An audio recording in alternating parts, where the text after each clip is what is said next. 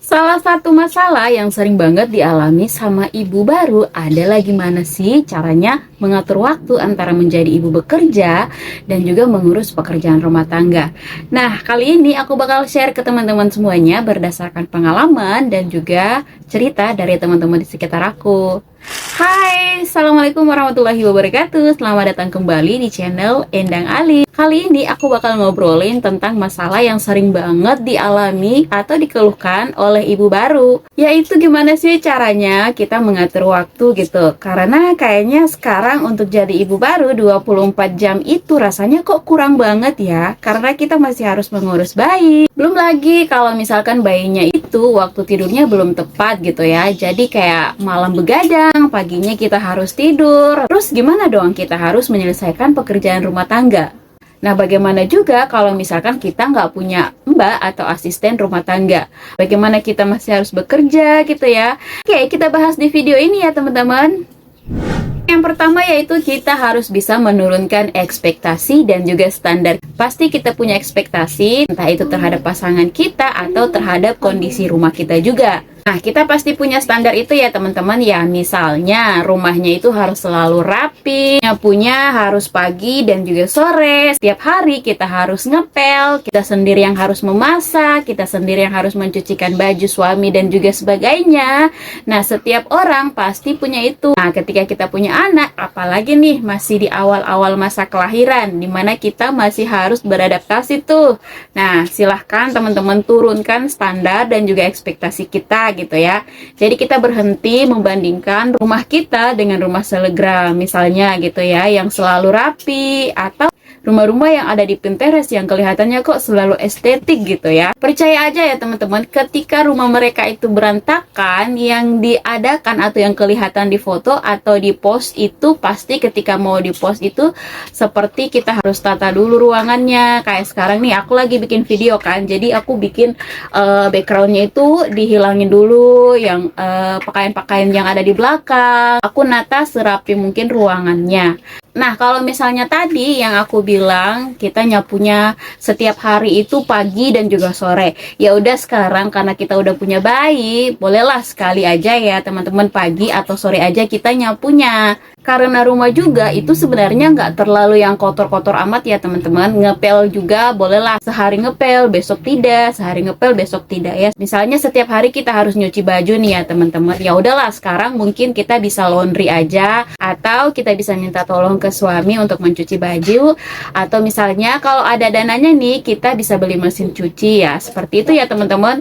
Jadi kita harus bisa menurunkan standar kita supaya nggak terlalu stres ya. Karena kadang-kadang yang bikin kita stres itu adalah standar dan juga ekspektasi kita. Kita mulai sedikit slow dan kita turunkan standar kita ya teman-teman, biar kita nggak terlalu stres amat. Kita lanjut yang kedua, yaitu kita harus bisa membuat prioritas. Nah, di dalam pekerjaan rumah tangga, pekerjaan kita itu pasti ada skala prioritasnya. Nah, pekerjaan mana sih yang harus kita lakukan saat ini? Mana yang bisa kita tunda? Nanti dulu. Kegiatan apa sih yang bisa kita delegasikan atau kita minta orang lain untuk melakukan pekerjaan tersebut? Nah, pekerjaan apa sih yang bisa kita kerjakan berdua gitu ya? Jadi misalnya kayak menyusui, pasti itu adalah prioritas dong. Kan kita nggak mungkin minta sama ayahnya untuk menyusui. Tapi kayak misalnya kalau nyapu-nyapu gitu, itu kan bukan prioritas ya teman-teman. Jadi kita masih bisa delegasikan ke orang lain atau ke suami gitu ya. Contohnya, yang kamu bangun pagi sebelum berangkat kerja, tolong dong bantu nyapu ya. Atau kita bisa minta bantuan ke orang lain. Atau ya udahlah ya, nanti aja kalau misalkan kita punya waktu, sesempatnya aja gitu ya kita bereskan. Nah, kita mulai belajar bikin prioritas supaya kita bisa mengatur mana sih yang harus kita kerjakan lebih dulu. Mana yang pekerjaan misalnya bisa ditunda, mana yang nggak apa-apa lah kalau misalkan kita nggak kerjain hari ini gitu ya. Ini akan membuat hari kita nggak terlalu padat ya teman-teman, karena kita tahu apa yang harus kita lakukan hari ini, apa yang bisa kita lakukan nanti, dan apa yang bisa kita lakukan untuk esok hari, apa yang bisa kita lakukan. Ya udah pasrah aja gitu ya teman-teman, biar dilakukan sama orang lain. Dan ini sangat penting ya teman-teman, jangan sampai kita malah melakukan hal-hal yang sebenarnya itu bukan prioritas. malah menambah beban aja ya teman-teman. Yang tadinya kita nyapunya itu 2 kali sehari gitu, pokoknya prioritas aku gitu ya. Padahal mungkin di rumah itu cuman kita sama bayinya aja gitu ya. Bayi juga itu belum bisa ngapa-ngapain. Ya rumah juga nggak terlalu kotor, nggak terlalu berdebu. Itu kan bukan prioritas yang sebenarnya harus kita kerjakan ya teman-teman. Di sini yang penting bayinya itu kenyang, terus aku juga mandi, si ibunya juga mandi, si ibunya juga dalam keadaan yang kenyang, tidak lapar. Itu sudah cukup ya teman-teman, dan itu tuh merupakan prioritas utama.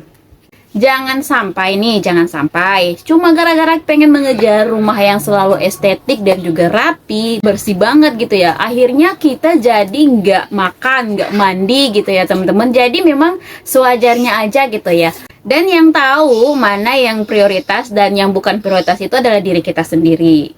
Oke, kemudian yang ketiga adalah mencoba untuk mendelegasikan yang bisa didelegasikan. Jadi ada beberapa pekerjaan rumah yang memang bisa kita minta tolong orang lain untuk melakukannya. Nah, orang lain di sini bukan selalu tentang pekerja rumah tangga ya teman-teman, tapi bisa saja misalnya kita laundry atau kita bisa minta tolong kepada suami. Dan ketika kita sudah mendelegasikan hal itu, ada hal-hal yang memang harus kita perhatikan. Nah, yang pertama, instruksinya itu harus jelas. Misalnya nih, kita minta tolong sama suami untuk menyapu. Kalau biasanya kita menyapu sambil membereskan rumah, jadi kalau misalnya ada benda-benda yang letaknya itu tidak pada tempatnya, kita kembalikan, kita rapi-rapikan. Terus juga misalnya ada mainan yang berserakan, sambil kita rapikan, sambil kita menyapu, sampaikan kepada pasangan seperti itu. Nah, kalau misalkan hanya minta tolong menyapu, bisa saja sama beliau itu cuma disapu doang. Padahal kita sudah berekspektasi tinggi bakalan dikerjakan sampai seberes-beresnya. Jadi nanti siapa yang sakit hati? Ya kita sendiri. Jadi ketika kita mendelegasikan pekerjaan kepada orang lain, maka instruksinya itu harus jelas. Kita pengen apa sih? Karena orang itu nggak akan bisa membaca pikiran kita. Jadi delegasinya itu memang harus jelas.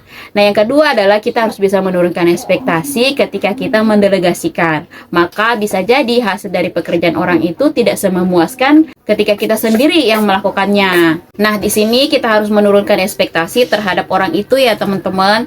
Yang penting di sini kerjaannya beres lah ya. Misalnya nih ya, setrikanya itu nggak serapi kita atau nggak disemprotin pewangi, ya udahlah, nggak usah dijadikan sebuah masalah ya teman-teman. Oke, yang berikutnya adalah jujur dan meminta bantuan dan juga komunikasi gitu ya. Jadi memang kadang itu ruwet banget rasanya ya. Dan ingat, ada beberapa hal yang bisa dikomunikasikan gitu. Ada pekerjaan yang memang kadang-kadang kita nggak bisa kerjakan saat itu juga. Seperti tolong dong meetingnya mungkin, tolong dong rapatnya atau meetingnya mungkin boleh diundur jamnya karena di saat jam seperti itu aku tuh nggak bisa. Nah, mungkin di sini rekan kerja kita itu bisa mengerti. Atau misalnya kita ngomong sama suami kita, tolong dong jagain si adek gitu ya. Aku mau mandi dulu nih, dari pagi belum mandi, badan juga sudah lengket banget. Nah, jadi komunikasi adalah salah satu hal yang sangat penting untuk menjaga kewarasan kita ketika kita sedang menjadi ibu baru atau yang punya bayi gitu ya. Nah, kalau kita nggak komunikasi, orang itu nggak bakalan tahu apa yang kita mau gitu ya. Jadi penting banget untuk kita ya lobby-lobby, kita nego-nego, sampaikan kalau misalnya kita nggak bisa, sampaikan kalau memang kita keberatan, sampaikan kalau memang kita itu butuh bantuan gitu ya. Jadi komunikasi adalah kunci. Jadi jangan sampai komunikasinya ini flop ya. Nah, yang paling terakhir nih teman-teman, jangan lupa kita berikan waktu untuk diri kita sendiri ya. Jadi ketika kita mengatur prioritas, mengatur waktu gitu, memang sebaiknya perhatikan apakah diri kita itu dikasih waktu atau tidak. Ya walaupun mungkin cuman kayak ngopi di pagi hari, atau kita ngeteh, atau kita ngemil gitu ya, kita makan makanan favorit kita, ini tetap kita kasih waktu untuk diri sendiri. Atau misalnya untuk rebahan lah 10 menit sambil kita nonton medsos, kita nonton drakor gitu ya. Tetap kita kasih waktu untuk diri kita sendiri ya teman-teman, untuk diri kalian juga. Karena kalau kita tidak lakukan, nanti kita bakal burn out.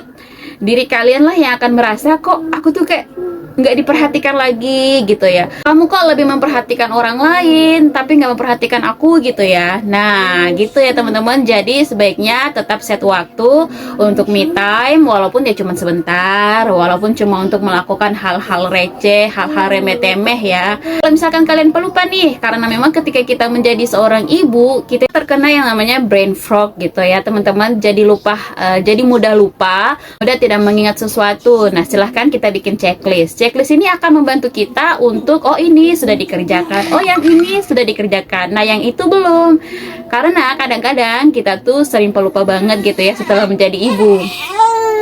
Kenapa sih kok setelah menjadi ibu kayaknya kita jadi sering lupa gitu ya, manasin sayur sampai gosong. Nah ini karena fokus kita itu terbagi. Jadi karena fokus kita terbagi, akhirnya kita nggak konsen, akhirnya kita jadi pelupa, dan yang terjadi seperti yang tadi. Oke teman-teman, itu adalah cara-cara yang bisa kalian lakukan untuk membagi waktu ya.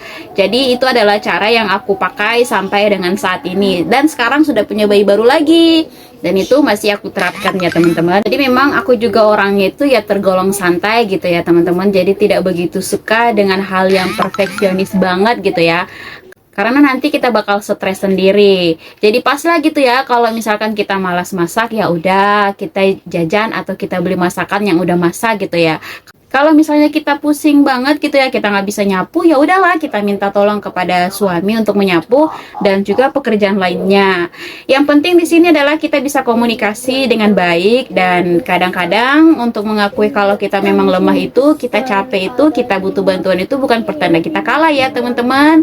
Bukan pertanda kita gagal menjadi ibu. Itu adalah hal yang wajar yang terjadi di dalam diri kita sebagai seorang ibu. Oke, untuk video kali ini aku cukupkan sampai di sini ya teman-teman. Terima kasih nih, semoga video kali ini bisa bermanfaat buat teman-teman semuanya. Jangan lupa kalau memang bermanfaat kalian boleh share ya, dan juga jangan lupa untuk di like, komen, dan juga di subscribe video ini. Terima kasih. Wassalamualaikum warahmatullahi wabarakatuh.